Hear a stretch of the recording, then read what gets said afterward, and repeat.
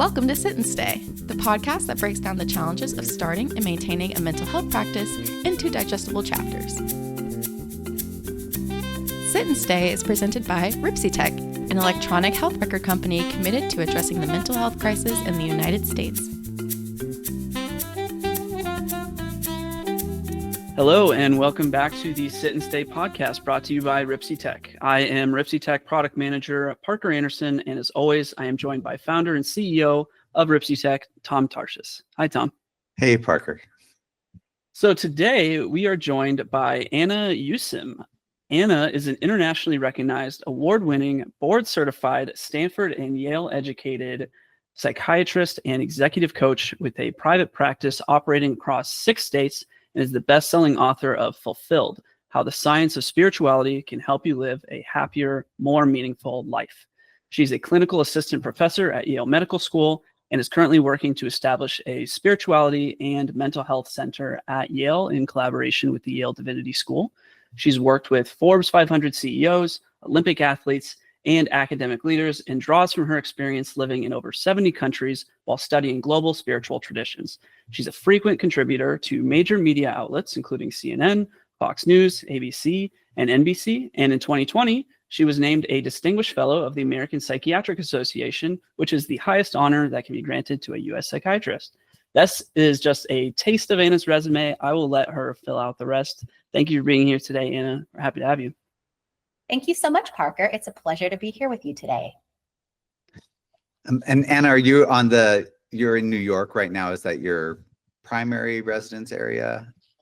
Yes. So I split my time between New York and Connecticut. So right now you're actually finding me in Connecticut, but I come out to you guys often. So absolutely love California and was just there about 2 months ago.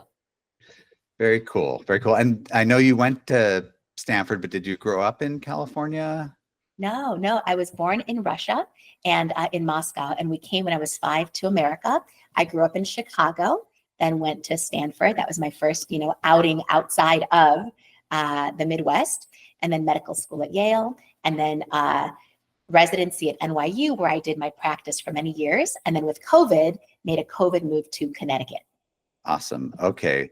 Yeah, very cool. And, one of the first questions we always like to ask our guests is, when did you know you wanted to be a psychiatrist or go into medicine, and how did your early journey towards your training develop? Absolutely. So I grew up in a family of mathematicians. Everybody loved math. And I actually went to a math and science magnet school called the Illinois Math and Science Academy. And I too thought I was going to be a mathematician. I was a big nerd. I was on the math team at the Illinois Math and Science Academy. And I would sit doing contest problems for hours, and nothing would make me happier. So then I went to Stanford with that expectation, started to take all of their advanced math classes, and lo and behold, none of the TAs spoke English. And they were all brilliant people from China and from other countries. And suddenly I can't understand what's being said. And my passion for math starts to dwindle. And I jump on the pre-med bandwagon thinking, what am I going to do now with my life? I don't think I'm going to be a mathematician like I thought. And somewhere along the lines, in my time at Stanford, I discovered the books of Dr. Irvin Yalom, who is a brilliant psychotherapist and author. And I read his books and was so taken by them. And I thought, this is what I want to do with my life. I want to understand people with this depth of humanity and be able to help them through the challenges of their life and then write stories about them. And essentially, that's what my life has become. Wow. Yeah. And we're blessed to have Dr. Yalom here, and in his 90s, and I think still running some groups and doing some mentoring, and profound writings that have had such a big impact on so many people in our field. That's very cool and super interesting that you got that as an undergraduate and that helped shape your path. So you knew when you entered medical school that you wanted to do psychiatry, it sounds like. Mm-hmm. Yeah, that was my plan. So I wrote my application essay, with, I think, quotes from Jung and Freud and Dr. Yalom. So that was the plan all along. And, I thought maybe in medical school, cardiology, I was thinking that the heart or the mind, which one will it be? And I did, seriously consider cardiology, but somehow psychiatry just pulled me. So I think I was meant to be a psychiatrist. And I'm really, really happy that was my profession. We can make mistakes in our lives, but I feel like this was one of the right decisions. So thank goodness. Yeah, no, and I like I was sort of interested in surgery and Pete's hemonc, but the surgery psychiatry joke was always, well, we both like looking at the insides of people just in different ways. Absolutely. Absolutely. My neurosurgery friends and I have that very joke. And I had the exact opposite. I could not wait to get out of the surgical room. I was like, oh my God, but there's some people that just love it. Certain specialties just pull people, you just know. Very cool. Yeah. And then you had sounds like your career and what you've done has been shaped a lot by overseas travel and spirituality and holistic approaches to mental health and physical health, which is incredible and awesome. But tell me, when you first finished all your training, like what was your first job and how did it progress to, writing a book and the travel and where you are now?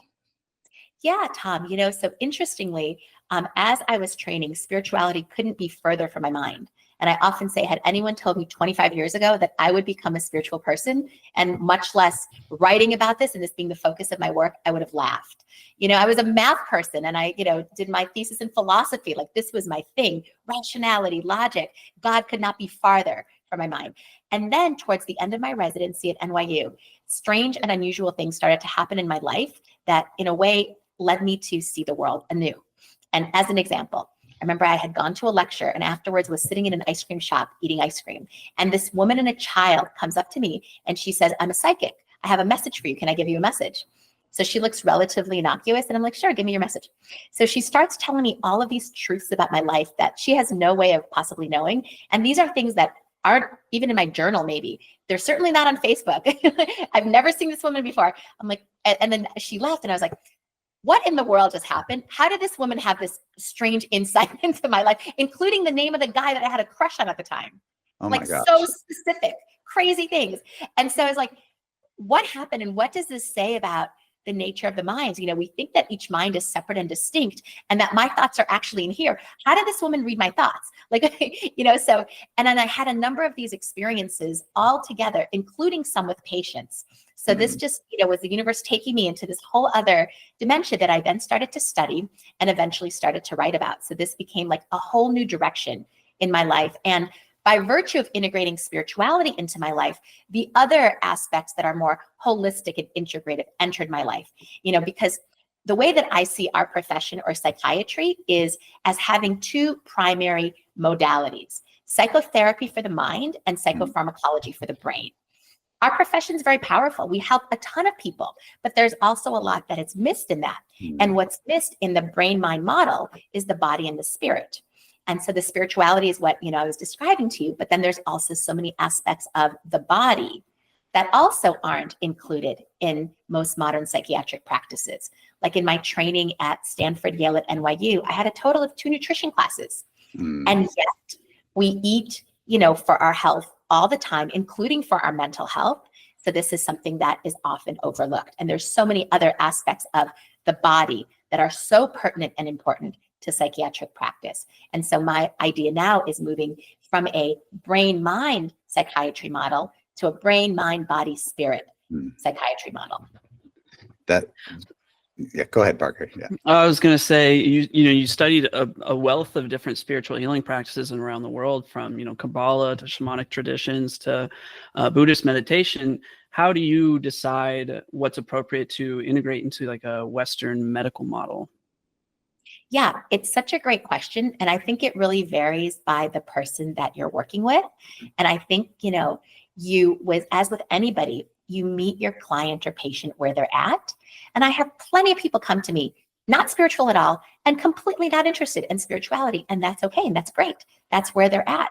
And so we work with the tools that they are open to. There's so many amazing psychological tools, sometimes psychopharmacological tools. And then if spirituality enters eventually, great. And if it doesn't, fine. And so I think really it's about what people are open to and what comes into the practice through that. Yeah, very, very well said. And did you find that, did you start out on your own in a private practice, or were you working in a group, or what was your business journey like to integrate how you wanted to provide care for people? Yeah, absolutely. So after I graduated and finished my residency at NYU, every single other resident went to complete a fellowship. I was like, I am so done. I'm so done with training. So I went and I hung up my shingle and just started my practice. And I, started doing all the SEO optimization, marketing, meeting all the people, walking up and down Park Avenue. Hi, I'm Dr. Anna Yusim. I'm a new psychiatrist in town. I want to, getting all the people. And so in 6 months, I was full, and it's been full ever since. So I've just loved private practice. And I've expanded my practice in so many ways. I'm now also an executive coach. I do a lot of consulting. So, I'm now licensed in 6 states. We primarily practice via telehealth now. So it's a very different practice now than it used to be. But at the end of the day, it's like meeting people at the soul level and helping them to overcome some of their greatest pain. Gotcha. And do you have other people working for you or with you, or have you always been more solo, or what's that journey look like? Yeah, in my practice, I've always been solo, but I have so many colleagues with whom I work in so many ways. I'm a clinical assistant professor in Yale. We're starting the center, so I have a whole collegial environment there. I have a ton of peers. We do peer supervision. But in my practice, it's always been just me. And always, I keep going back and forth. It's been a continual dialectic. Do I actually begin a clinic? And do I bring on some other people, some nurse practitioners, etc.? But I just haven't, because somehow as I weigh it, what I have right now is just so right for me. And that could change at any point. I'm also, I do other things too. I'm the chief medical officer for a company called Conscious Health in Los Angeles. So we bridge age-old universal spiritual principles with some of the top tools of psychiatric practice, including ketamine therapy, transcranial magnetic stimulation, a specific form of TMS called electromagnetic pulse therapy, EMBP, brain pulsing, and then also a number of other modalities as well. So I have but I feel like my practice, which has been like the mainstay for the last 15 years, has just been me. That's very, very good. Yeah, and we, sorry, Park, can I make a comment now? No, it's okay. I'm like breathing in to indicate I was about to ask something. And I was kind of fascinated about your work at Conscious Health. I wanted to ask, because you're bridging these, ancient psycho-spiritual techniques with cutting-edge treatments like ketamine-assisted therapy or transcranial magnetic stimulation. It's kind of like you're combining, the best of the past with the best of the future. And I was kind of wondering, what has been the most surprising for you, kind of combining those two worlds? Oh, it's been really just wonderful to do that. And, you're exactly right. It's the best of the past and the best of the future. And, so I think the most surprising has been, because we are an insurance-based company. We take insurance for all of but we also provide certain services for optimization as opposed to the treatment of pathology. So we have a lot of people come who don't have a diagnosis, so insurance isn't going to cover it, but it's really to optimize their brain. And there's so much that can be done with transcranial magnetic stimulation and the specific application we have at Conscious Health called electromagnetic brain pulsing for brain optimization. So we work with a ton of athletes. We work with a lot of pilots and fighter pilots, who want to enhance. So a lot of people who are, Silicon Valley startup people wanting their brains to work better. I've done a bunch of those sessions, and it's so powerful to see. I think that really is the wave of the future. And then especially paired together with spirituality for meaning making and more of an existential flavor to what is this really all about, just makes it that much more meaningful. It's like prevention is the best medicine for the brain. Almost, it sounds that, we're in medicine in general, we're over focused on you need a diagnosis to do, treatments, and having the approach of doing some preventative work and nutrition and spiritual, bringing everything in is very logical and the right public health way to do things. Absolutely. Yes. And I think we need more of that holistic, integrative. And, Casey Means was just appointed as our new Surgeon General, and she's very holistic, very integrative in her approach. So I think that we're going to be moving in that direction, God willing. Very good. And I know, just to comment on, for people who, a lot of people in the mental health field go the solo practice route. And then we've had conversations about, if you do that, how do you, unless you're an introvert, how do you keep up some other connections and have contact with peers? And you've done that. You have a adjunct faculty appointment at Yale, and you're working on a center there, and you working as a chief medical officer. And you mentioned doing peer groups or supervision. What was that quick when you were solo, that, hey, let me make sure I reach out and connect with other people? Or how do you get, what was the path to get that peer contact and fulfillment set up in your career? Yeah, it's a great question, Thomas, because, when I was first starting out, for me, the most important thing wasn't really to get peers. It was to actually hire the very best supervisors, the very best people who were going to teach me, because I just got out of residency, and here I was starting this Park Avenue private practice, having all kinds of cases, many of which I'd never encountered. So I needed the best of the best. So I had, over time, like 4 incredible supervisors who taught me so much, in addition to having tons of friends with whom we continue to do and are regularly doing peer supervision. And, people do find the psychiatric profession to be quite solitary. I could certainly see that. And it's exactly the opposite of my own experience, because with my patients, I feel that I'm constantly in dialogue. We're constantly connecting, communicating. I'm very, very active as a psychiatrist. There's some people who more sit back, active listening. It's more a psychoanalytic model, but it's very different from the model in which I practice. So I feel that the experiences with patients are for me, very social experiences. Very, very cool. Yeah. And and then just to jump to the spirituality topic in our field, I think it was about a decade ago at our clinic that we started including questions about religious beliefs and incorporating that into care. Because as you mentioned, meeting people where they're at and not ignoring that religion plays a big role in many people's lives, and spirituality. And before we came on, we were talking about the clear association with spirituality and improved mental health outcomes. And we even did some research out in California looking at, did spirituality protect mental health outcomes during COVID, when COVID was raging? And not surprisingly, the data we found was that it certainly did. So I wonder if you could talk a little bit more about what you're doing at Yale, and what the future holds for that. And if it's successful there, what are the next steps? Yeah, definitely. We have had for the last year a whole bunch of mixers of the Divinity School faculty and students and the medical school faculty and students. And usually we have one person who's been presenting. And it's been so wonderful because the medical school has more quantitative methods, Divinity School qualitative methods. There's been a number of research collaborations discussed and started, a number of grants applied for at that intersection, and a number of research projects. We're in the fundraising stage, but we already have like project 1, 2, and 3. As soon as the funding comes, I'll tell you our first 3 research projects. One of them is in the lab of Dr. Al Powers, looking at the nature of intuition. So my belief about intuition is the voice of the soul. Touching, getting in touch with your intuition is essentially getting in touch with the divinity within you. A lot of psychiatrists may not agree with that definition, but nevertheless, it's a cognitive faculty that could sometimes have like a magical or very spiritual appeal to it.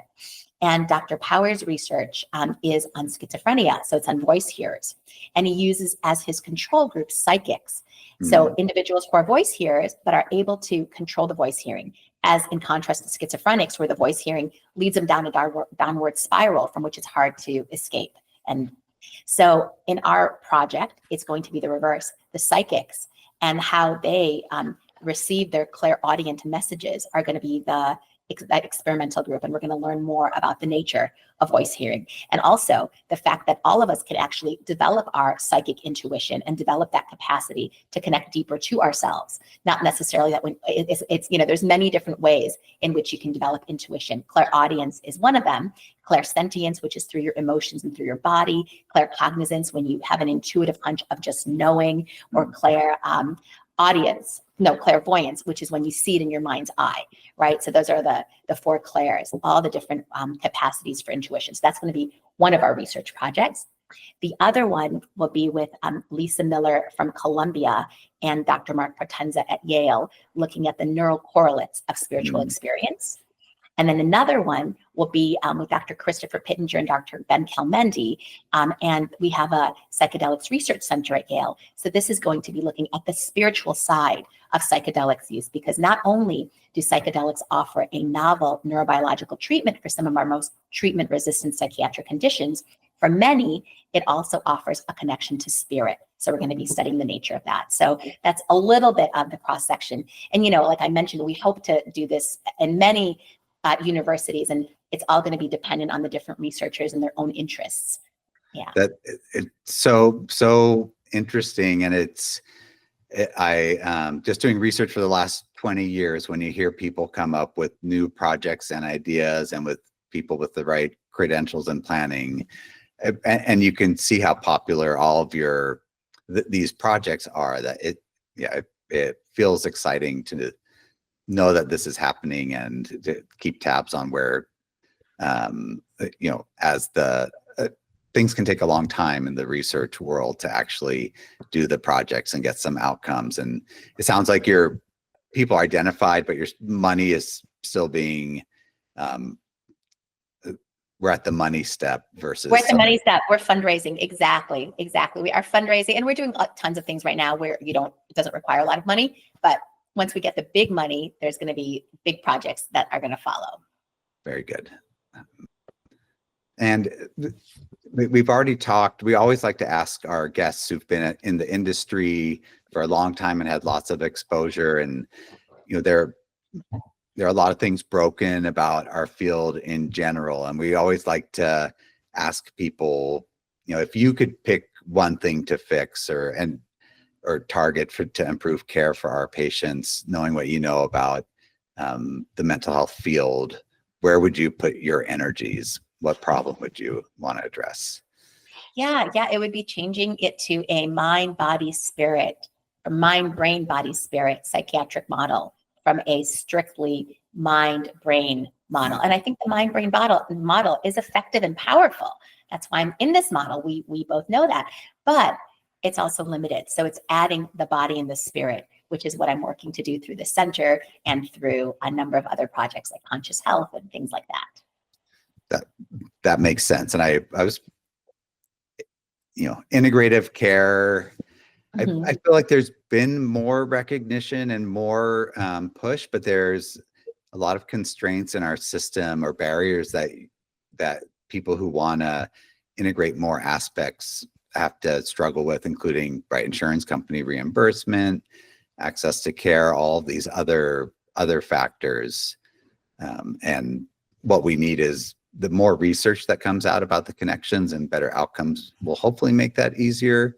But I don't know, your one group does work with insurance, but what strategies have you found to be successful, or do we need to just write insurance companies off at this initial phase of trying to integrate more aspects for mental health care and psychiatric wellness?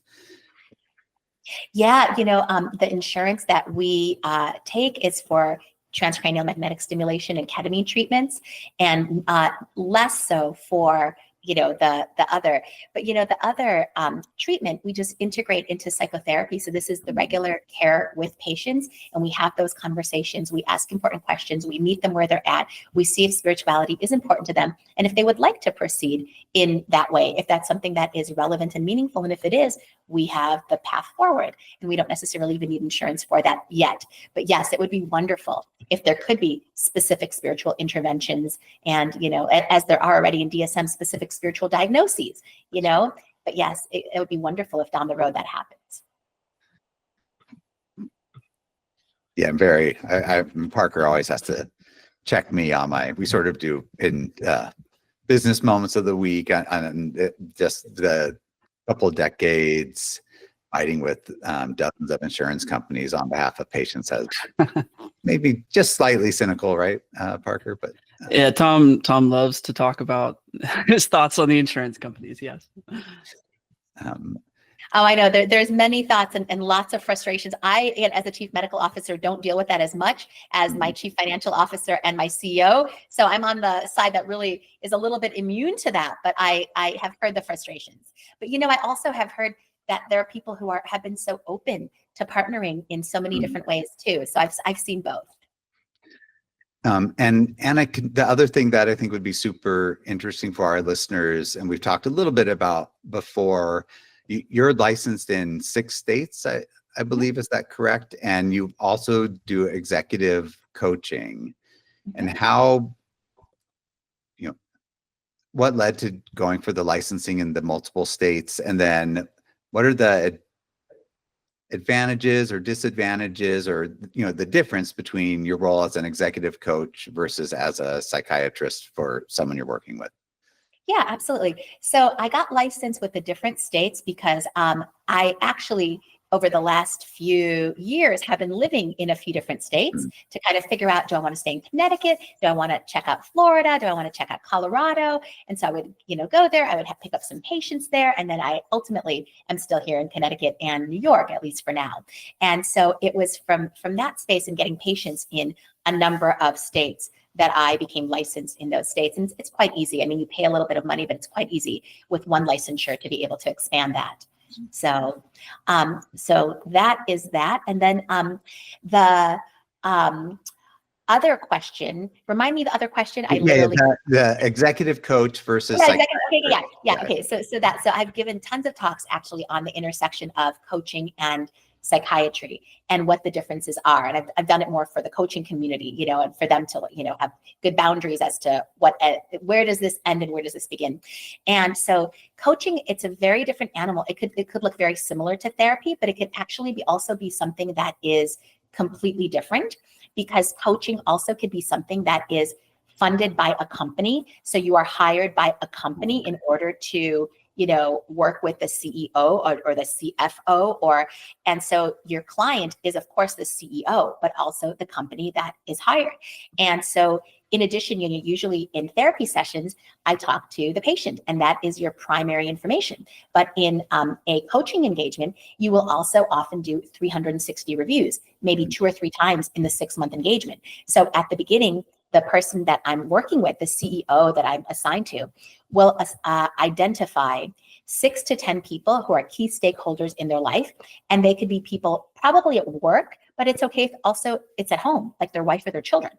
And if people hire me privately, then it will definitely be their wife and their children. People can also hire me privately for coaching and pay on their own. But there's, I'm just giving you some differences. So a company can pay. So it's a very different financial structure. And so different loyalties in a way, and affiliations. Still, your primary client is obviously your client, but you have to think about it a little bit differently. And so you have the client's goals, but you also have the company's goals to take into account. And you have the client's account, but you also have the company's account of how the client is doing. And you keep checking in with them every few months to make sure that progress is being made and that everybody agrees what the goals of the engagement are, and have very tangible benchmarks for ensuring that you're making progress, the client's making progress, and that things are working. So that's a few of the differences, but there's also many more. Yeah, no, that's super interesting. And I hadn't even really thought about that. The person hiring you, or it is different benchmarks and goals, and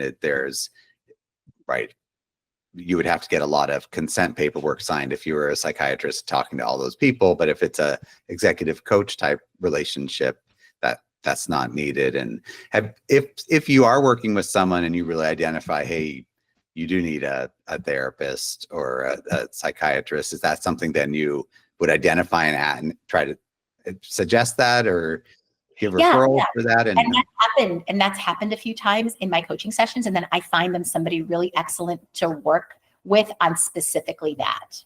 Yeah. And also, with coaching, you can have a very different kind of engagement. Like I've had engagements that are 6-day engagements that someone hires me to come for 6 days to work with them and their significant other on improving their relationship. That kind of coaching, right? Very, very different than therapy. And those have been very interesting, amazing, very transformative experiences. Because another thing I do is transformational workshops where people come, and myself, often with some colleagues, we have like a few days of transformation. And so sometimes I'll get hired privately as a coach to do that for a couple, something like that. Oh, very cool. And then just on like some specific details on executive coaching, right? Like you don't need a license to be the executive coach. Do you, I imagine you take notes, but you don't need to do like a formal sort of medical record. Yes, those are all, it's such a great question, Thomas. You know, relative to the medical profession, coaching is like the wild, wild west. You could be like, you know, do whatever and call yourself a coach. You don't need any degrees, which was so interesting because my supervisors, I like, even before I started my practice, I was like, on my website, I'm like, I need to put that I am a psychiatrist and a coach. Like, why would you want to put that you're a coach? You have a medical degree. Why would you want to, like, you know, put yourself down by adding coach to that? But that's not the case. You know, some of the best executive coaches are amazing at what they do. And so I'm part of a coaching organization called the 100 Coaches Agency. It was started by Marshall Goldsmith. And so I get my coaching clients sometimes from there and sometimes not, but it's like a community and they have a certain certification through them. But if you want to be a very high level coach, you can get certified at Harvard. You can get certified through amazing coaching agencies and organizations. So there's definitely ways to be very, very versed and like academically on top of it as well and learn all the different frameworks. I've done it through my organization. I haven't done additional, you know, training, but I've learned a lot of the frameworks just by being a part of that. Gotcha. Yeah. Awesome. Go ahead, Parker. Yeah. Yeah. Well, what can you tell us? Tell us a little bit about your, you know, appearances on national television. Like, you know, how did that start? And, you know, when you're there, are you representing yourself as a psychiatrist, as an executive coach, or, you know, as Anna? Yeah, just tell us a little bit about like how did that process come to be? Yeah, it's always been as a psychiatrist, and also as Anna, you know. And I think it started literally just one day. I was called by a news agency. Would you like to speak on this? So they came to my office and I spoke. And then it just kept happening over and over and over. And then it started happening for really big things, especially during COVID, where I was asked to speak on Fox News. We did a whole big thing. And then I was asked to speak on CNN also about COVID. And yeah, so it was a lot of things like that. And then, you know, about a month ago, I was on Health Headlines, which is the Yale New Haven primary, you know, news channel. So, and that was together with Dr. Christopher Pittenger, with whom we're starting this mental health and spirituality center. So, you know, it's the opportunities, they just kind of pop up. Essentially, I don't have a publicist. I don't have anybody who's seeking them out for me. They just come, and then I really enjoy it, and I do a lot of it. Well, and you can see Anna's charisma and engagement. So you like someone offered you one, and then people are like, hey, here's someone who's great at this. And I think it's a testament to like, you can feel your energy coming through and your passion and all the projects you're in. So. Thank you, Thomas. Thank you so much. But yeah, it's cool to see how that evolves. And I think as mental health clinicians, some of those opportunities pop up, and there's probably a way to seek some of them out as well. But you have to have the right, I think, personality and charisma to make some of those things happen. Well, this is awesome. Is there, you know, if you're looking ahead in this field, or, you know, we have a lot of colleagues and very multidisciplinary, different levels of practitioners of all sorts of training in this field. Like, is there anything you're, you know, very excited about coming in the next decade, including stuff we've talked about, or is there something else that you are excited about? Yeah, I mean, I feel like our profession is changing so rapidly, you know, like first of all, electronic health records, right? When I was a resident, there was no such thing. And now everybody has them, right? That's just, it's an example. Electronic prescription writing. When I was a resident, when I started out, I was writing hand prescriptions. Now everybody's doing everything electronically. When for my first 10 years of practice, I was sitting in an office many hours a day, staring at my patients, sharing space, being able to look in their eyes. Now I'm looking at a screen, you know, like this. Maybe 10% of my sessions now are in person, 90% are not. But sometimes we do really cool things. We'll walk in Central Park together, or we'll do walk in a forest together. Those were our COVID sessions when no one wanted to be indoors, you know. And I feel like now they also have so much AI, you know, mediated therapy. They're going to create my brain into an AI, or your brain into an AI, so your patients will be able to, you know, ask all the questions, but they don't really need you. They just need your AI. So I'm very excited to see how this progresses. I'm not, a lot of people have fear about that. And I think we have to be careful, create the right boundaries. But I think that it's very exciting. Things are changing in ways that I never would have anticipated and will only continue to do so. Very, very well said. And I think, with COVID and just decreased stigma and lots of other reasons, it's, the field of psychiatry, from when I began also, right? We have I feel like we have the street credit we deserve, and people are recognizing the importance. And AI is a whole other, we're currently using some tools in our software. I've been, it's probably a dozen companies with their AI therapy, psychiatry idea, which they all seem reasonable or interesting, although I'm skeptical about, I'm not concerned about clinicians being replaced. Never say never, I guess, but it will be interesting to see what happens. Yeah. Sure. I agree. And even even telehealth, it's offered so much freedom. I love practicing via telehealth, but I also miss being able to look eye to eye with my patients. And that was so special. And it still happens once in a blue moon, but it's a very different practice. It's, the world is changing, and we just have to, be in flow with that. Very well said. Very well said. Cool. Thank you. Really just love this conversation, and really grateful for you to spend some time with us today and talk about all the interesting things that you're doing and what your path has been. And Parker, any final questions we have for Anna? I feel like we got so much great stuff. Yeah, this has been wonderful. I guess my only final question would be, is there anything else that you'd like to say? Anything else you'd like to plug? Anything of that sort? No, I'm just so, thank you guys for doing this. I mean, I'll plug the book that I'm writing right now. It's not out yet, but soon. So my first book was called Fulfilled: How the Science of Spirituality Can Help You Live a Happier, More Meaningful Life. My book right now, my second book, is on the science of miracles, with the miracle being defined as something highly beneficial yet statistically improbable. And the question of the book is, what can we do to increase the frequency of miracles in our life? So coming soon to a theater near you, well, to a bookstore near you more likely, but yes, I'm plugging that. Love that. All right, great. Well, I'll go ahead and wrap things up.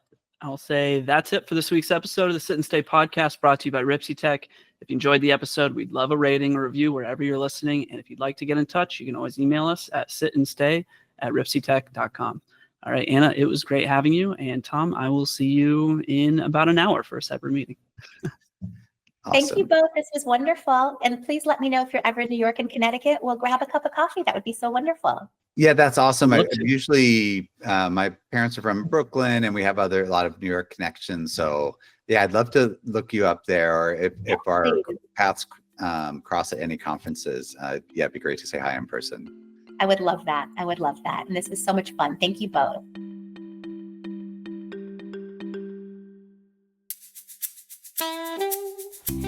Thank you for tuning in to this week's episode of the Sit and Stay podcast. Until we meet again, we invite you to sit and stay with the ideas and stories shared today. Dive deeper into how RipsyTech can support your practice by visiting us at ripsytech.com.